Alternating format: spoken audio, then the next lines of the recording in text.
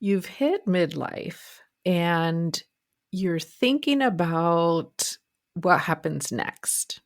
This is such a common conversation that I have with my friends. So maybe I want to try something different, or maybe I'm worried about retirement and I'm worried about having income for that.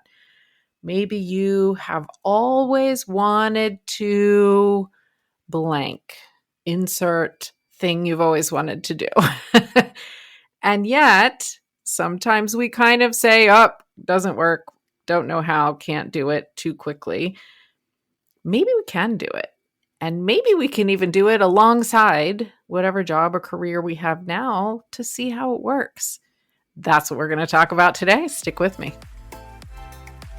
Welcome to Mind Your Midlife, your go-to resource for confidence and success, one thought at a time. Unlike most advice out there, we believe that simply telling you to believe in yourself or change your habits isn't enough to wake up excited about life or feel truly confident in your body. Each week, you'll gain actionable strategies and, oh my goodness, powerful insights to stop feeling stuck and start loving your midlife. This is the Mind Your Midlife podcast.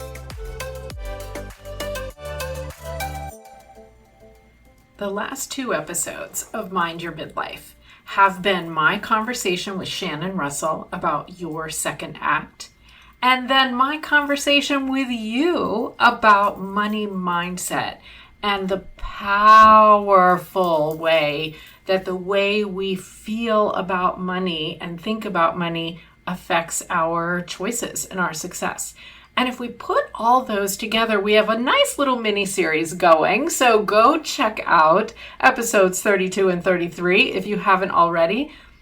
And this week, we're continuing that. What if you have been thinking about something, you have this idea for your second act, but you're not quite sure about getting started? Are you holding yourself back? What's the holdup in doing it? What if you could start that new idea, that next thing, alongside what you're doing now? You're in midlife, you're in your 40s, your 50s, your 60s. You maybe have a bit more time outside of your day-to-day commitments that allow you to give something different a try.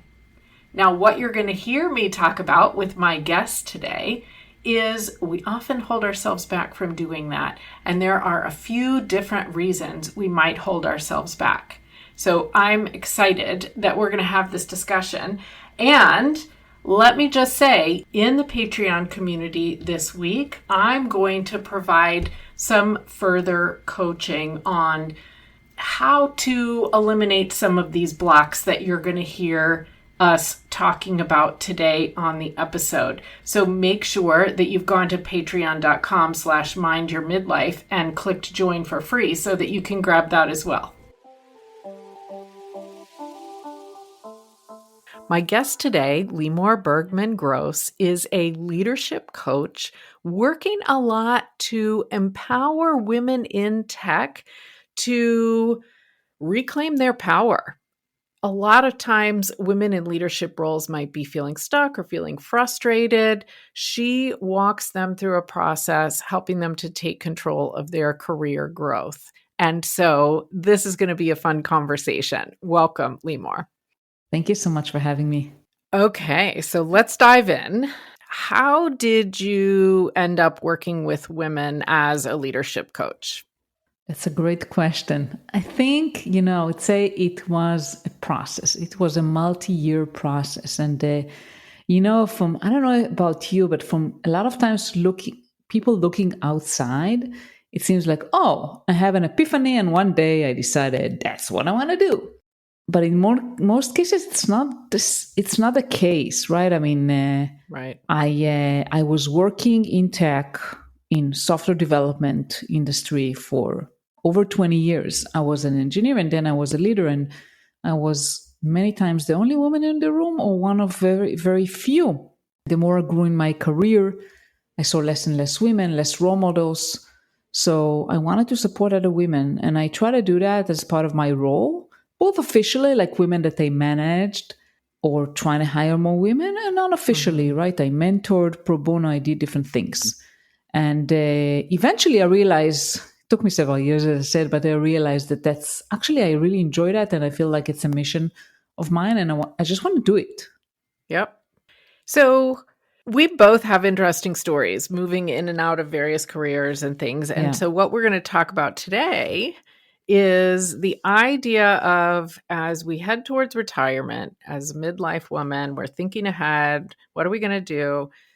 Having multiple streams of income might make really good sense. And so tell me a little bit more about why that's really a good choice for someone. For sure. I think that, first of all, I mean, you can work until retirement, but to be honest, in the area that I was working in tech, it's not trivial to work until retirement, even if you want to. Because let's be frank, I mean, there is ageism in many industries, and when you become older, you may be judged, right? I mean, Cheryl, there are times that I was managing people that were 20 years younger than me, even more. And I felt okay, but it's like at some point you may be looked as, oh, she's old, she's outdated, even if you're not. So there's ageism. But also, like, as we age, at least I don't know about you, I'll be happy to hear that. But I felt like, wow, that's like, I've done that for so many years, and I feel like I don't want to do it anymore. And I don't want this rigidity of a full-time job anymore. I want more flexibility. I want more freedom. Maybe I don't have the strength to be like working nonstop in an office 9 hours a day anymore. So that's, I think, the first. I'm sorry to interrupt you. I did not mean to interrupt you, but I want to react to that because I think it's very valid. And one of the biggest, should I say, one of the biggest concerns that my coaching clients or even just friends that I'm chatting with come up with is they're feeling burned out.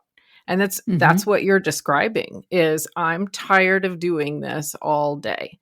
And maybe it's kind of a practical burnout, like I'm just tired of the schedule, or maybe it's much deeper emotional issue, but we're getting burned out sometimes, right? Yeah, we're getting burned out. And also, I think we age, and things that were okay in our 30s maybe are less good for us in our 50s or 60s. So for me, I felt like, oh my God, I cannot do it anymore. I need to do something else. If you leave corporate, like when you're in corporate, you have a single source of income, right? I recommend today women that I coach to start actually something on the side. I wish I've done that actually. I don't know. Have you done that when you worked? Have you had a side hustle? I do multiple things now. Yes. So why do you say that? What makes you say that you recommend that? Yeah, for me, the switch from being an employee to being a business owner was scary because I decided one day that I'm going to stop what I'm doing. I mean, it was related to a move, but like I decided like, okay, I'm going to stop everything I've done till this day and I'm going to start a business. First, I wasn't sure exactly what I'm going to do. I knew like sort of, but also it's like going from 100 to 0, right? I mean, you go for having a steady income to nothing. And we all know that building a business takes time. It doesn't happen overnight. Yeah. I think also when you are working, you know people. So it's kind of even easier in a way. Like you have a lot of connections and, because you're kind of, working in organizations, people you work with or people you worked in the past and, people can refer you, whatever.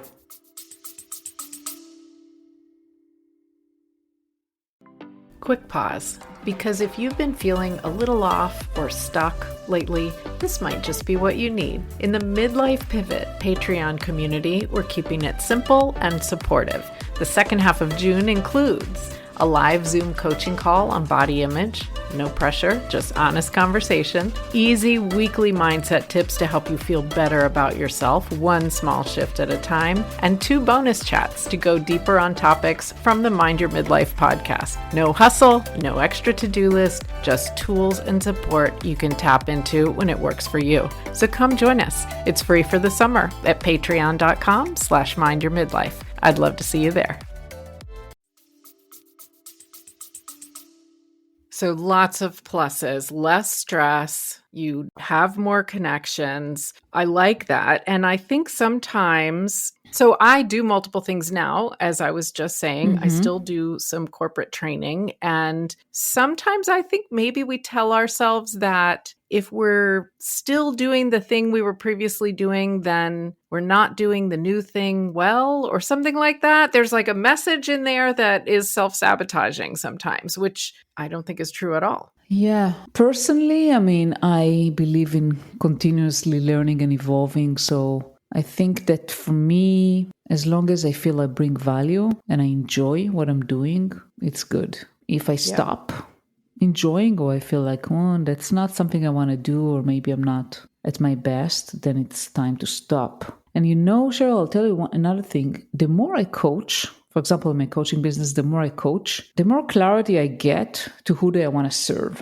Thing is, when you start a coaching business, for example, you serve different people. And there is this, at the beginning, like want to get as many clients as you can. And you say, oh, I can help everyone. The thing is that I felt like it's better to really decide who you want to serve and what specific challenges they face. So you bring your best. Yes. I wonder if you relate to that. I really, really do. And anybody who's building your own business right now, listen up. I hired a coach to help me revamp the podcast this winter. And that's where a new name came out of that. And it's been going well. And I'm super happy with how it turned out. But the reason that I reached out for help, well, there's 2 reasons. Number one, I think anybody can benefit from coaching, and coaches know that, right? Coaches have coaches too. Absolutely. But number 2, I knew that my challenge was exactly what you're describing, figuring out exactly who I'm talking to and what do they need. Because I absolutely fell into the trap of, these are things that any woman would like to know. And why would I limit and not speak to everyone? Everyone would want to know. And that's valid, but it wasn't working. And maybe, and if you're listening right now, maybe this makes sense to you. Maybe it was because if I'm just kind of speaking into the air to anyone, no one is connecting with that. And exactly. With any type of business, right? Absolutely. Okay, so if somebody's listening to this and they're thinking, all right, you're talking about being unhappy with what you're doing and starting a business and doing it alongside, but they're also kind of thinking, I don't know, I have all these little ideas, but I don't know how I would do any of that, and I don't know what to do next, and I don't know if I have time. Do you have any advice for those type of concerns? Yeah, those are very valid concerns. I think there are multiple options. First, you can hire a coach, right? You can hire a coach to help you refine what you want. But if you don't want to hire a coach, that's fine too. You can start asking yourself, even in your current job, like, what do I really enjoy? Your job, by the way, and your personal life. Because maybe your side business will have nothing to do with your main job right now. Maybe, I don't know, you work in tech, but you really like gardening. I don't know. And now you want to help people build their own kind of garden. I'm just making something out. It doesn't have to be related to what you're doing. So I would encourage people to kind of ask themselves, what do I really enjoy doing? Even I would do it for free. Because I really enjoy that. Like, for example, for me, I started mentoring in 2017 and I did it for free. Like, I just mentored engineering leaders and I really enjoyed that. I felt a great sense of enjoyment and accomplishment when I was able to help someone. And then, eventually that led me to coaching. So think about kind of what are your gut telling you? Like, what do you like doing? Also ask friends. What do they Mm-hmm. see in you? What qualities they see in you? A lot of times we not the best judges of ourselves, right? I mean, or maybe we don't see everything. Right. We're hard on ourselves. Yes. Yeah, we hard on ourselves, and maybe we don't see what others may see. True, true, true. And I like the perspective that this can kind of be easy. Think about it. What do you enjoy? You don't have to have a certification or anything like that right away. You don't have to be doing it for money right away, but bring some more of the things into your life that are good for you. Absolutely. And I highly recommend volunteering. I think that giving back really opens doors to opportunities. This is what happened to me, and I still give back. So, yeah, find someone to help and see where it will take you. I like that a lot. And especially, I think in the past few years, a lot of charitable organizations have found that there aren't as many people volunteering. There aren't as many people getting involved.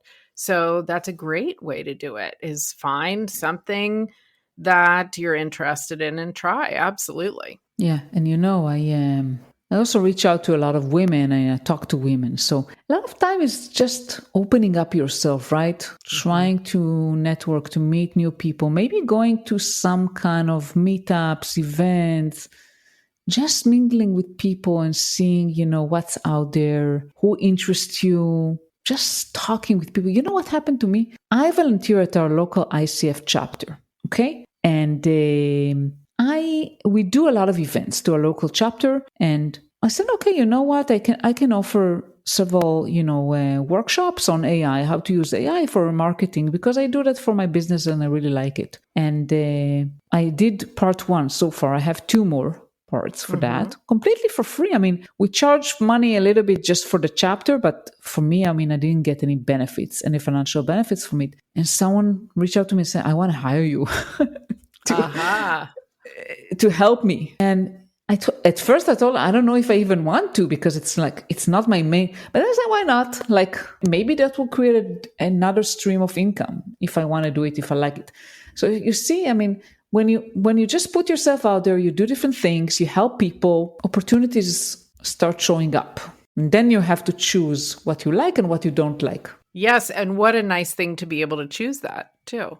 Yeah. Yeah. There's power in the ability to choose. And let's say that this second business, whatever it is, actually does become something. Then if you're listening now, imagine that now you get to say, you know what? I don't want to keep doing the thing I've been doing for 30 years. I want to do this new thing. And that's all. You never know, right? You never know. Like both of us are podcasters. Let's say someone reach out to you and say, Cheryl, I want to start my podcast. You're a pro. You're doing it for so long. Help me. And then you'll say, well, I can help you, and you'll try and help someone, even if it doesn't, maybe some free advice, maybe something paid. And then you figure out, well, actually, that's nice. I like that. So you can start, another stream of income helping podcasters. You never know. You're absolutely right. And I think this is the way that people who are sort of entrepreneurial in nature, I'm doing air quotes, think already. But I don't know that it's the way that all of us have been taught to think, to just kind of be open to these opportunities and recognize. It's definitely not.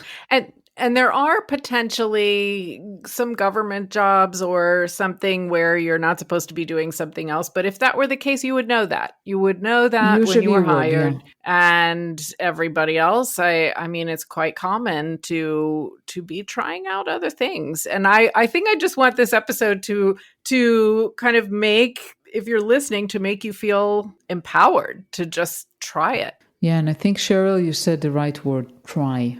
You don't know, try different things and see what you like, see what works.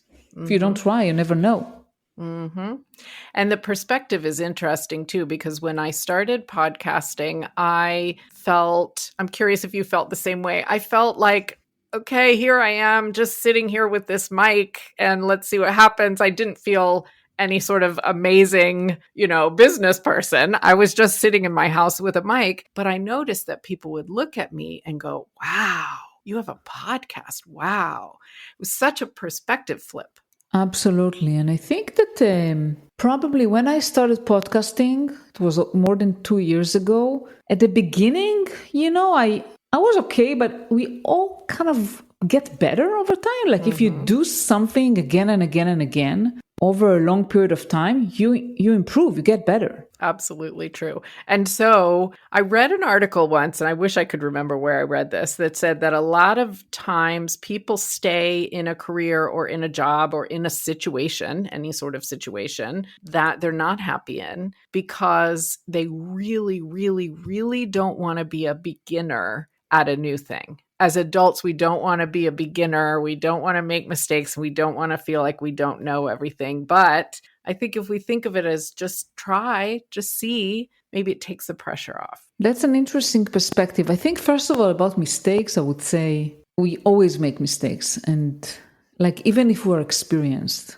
even if we do something for 20 years, mistakes is part of, it happens. So if we are too afraid to make mistakes, we're not going to grow. About being a beginner, I think it depends. But personally, if you're curious about something and you want to learn, why not? I mean, also the world is evolving so much. Like, for example, when generative AI, got out 2.5 years ago, everyone were a beginner. Yep. Like, I think a lot of that is related to like things evolve and change. And if you not start to learn new things and, as you said, like become a beginner at something, you will stay behind. Like in podcasting, right? Podcasting is not new, but it was new at some point. And if you feel like you want a podcast, then it shouldn't stop you that you've never done that. You just need to learn. Absolutely agree. Do you have any advice on pitfalls that someone might fall into when trying to start a new thing alongside their job, or how to help them avoid the usual problems that might come up? I think it's procrastination is one. So because you want to start something on the side and maybe you're afraid to fail, or if you're good enough, you may procrastinate about it for too long before actually starting doing that. For me, for example, if you're talking about podcasting, I was procrastinating about starting a podcast for at least a year. Wow. I was thinking about it. I want to start a podcast. I was talking about it, but I didn't do it because I was afraid. And then you know what happened? I met someone and she was visiting from the US. She was visiting here and she told me, you know what? I'm going to be your first guest. Let's do it. I needed a push. I needed a push. And I say, yeah, let's do it. So sometimes, when you want to do something and you don't do it, you procrastinate about it. You just need something to push you, or you need to put a deadline. Let's say, I just take the podcasting as an example. You want to start a podcast? Okay, Cheryl, you're going to be my first guest. Let's schedule the recording. So you have already a commitment. I like that. That could apply to anything. Yeah. And another thing I would say, perfection is the enemy of growth. And especially when you're starting something out that maybe you haven't done before, you haven't done it as a business, then you should expect at first maybe not be the best, or you will learn a lot. Because if you are, as you said, like being afraid to make mistakes, if you are afraid to fail, make mistakes, or you're never going to do it. So if you start something new, expect that sometimes you'll not succeed or it will not be great. That's okay. Absolutely. A mentor of mine always says B- work. Be okay with B- work. You don't have to get an A. You don't have to get an A+. Just a B-. That's fine. And I'll share another thing.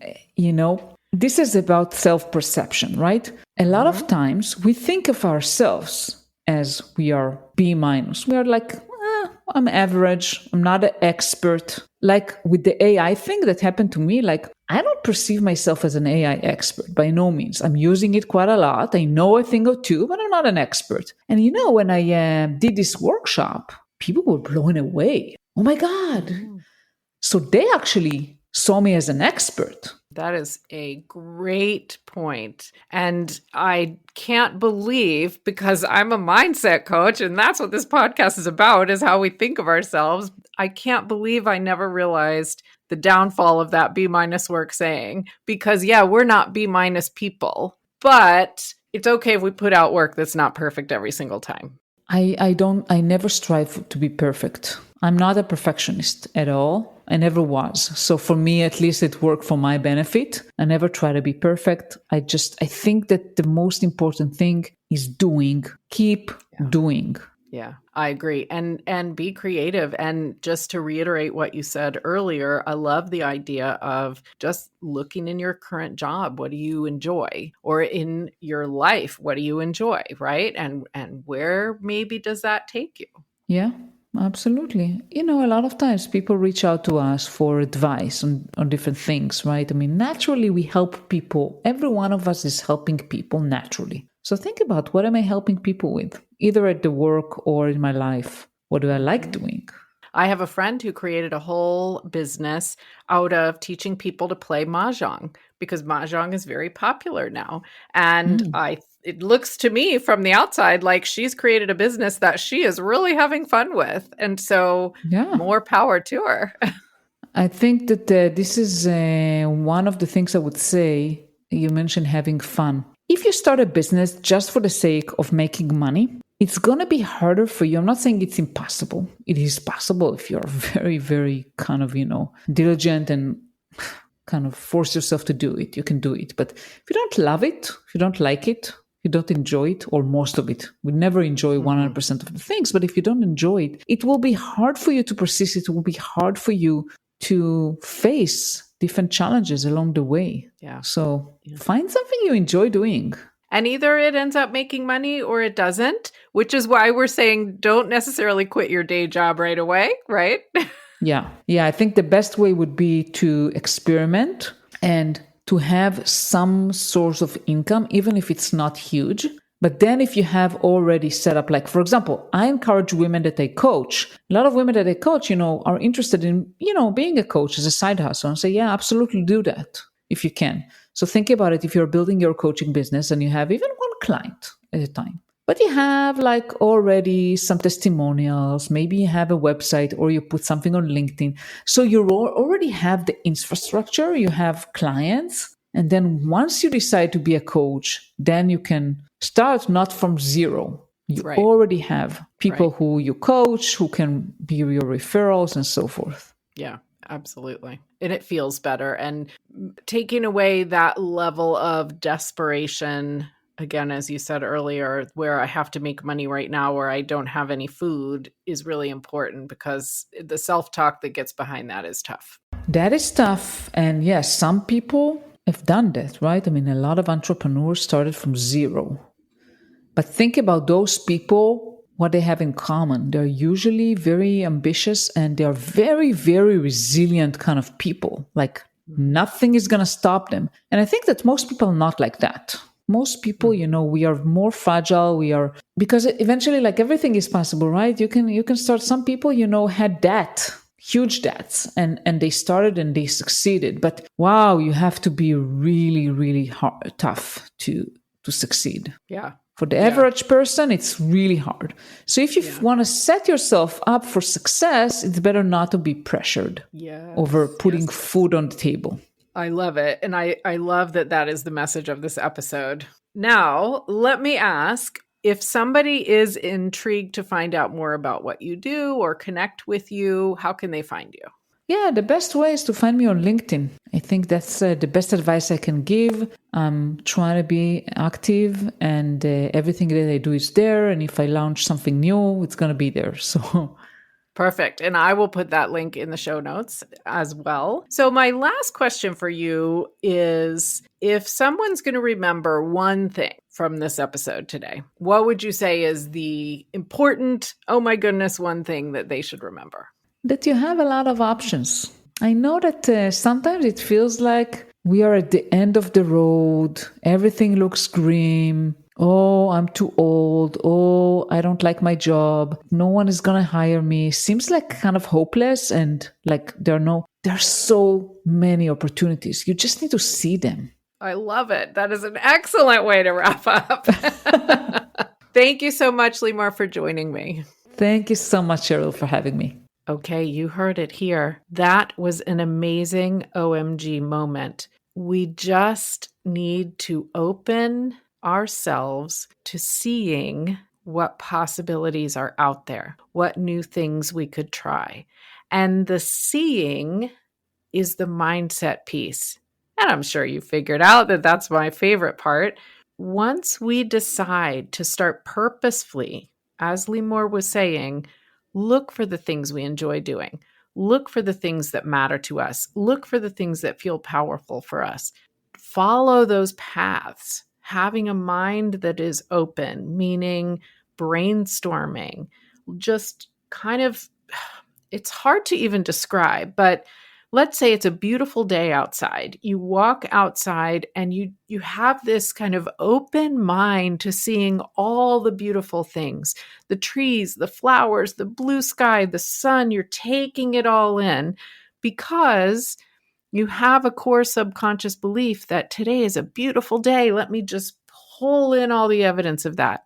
What if you had a core subconscious belief that said, I love the idea of trying something new. Let me figure out what I love. And then you just stay open to gather the evidence, pull it all in, pull every thread that comes up. You just never know what might happen. And that is amazing. Now, we also talked about procrastinating a little bit when we're not sure we have the absolute perfect way to do it. And I will confess, I procrastinated a bit on getting the Patreon up and running. So right now, you can come hang with us in my Mind Your Midlife Pivot Patreon community all summer for free. Grab the link in the show notes. Make sure you're there. Aren't there 10 million ways we can do anything? And we just have to decide and start. Now, also, make sure you've hit the follow button on Mind Your Midlife podcast, because next week, we are going to be talking about how to be more kind to yourself. And I will tell you, we all need that. Everybody needs a reminder. So I will see you then. And in the meantime, oh my goodness, let's keep creating confidence and success one thought at a time.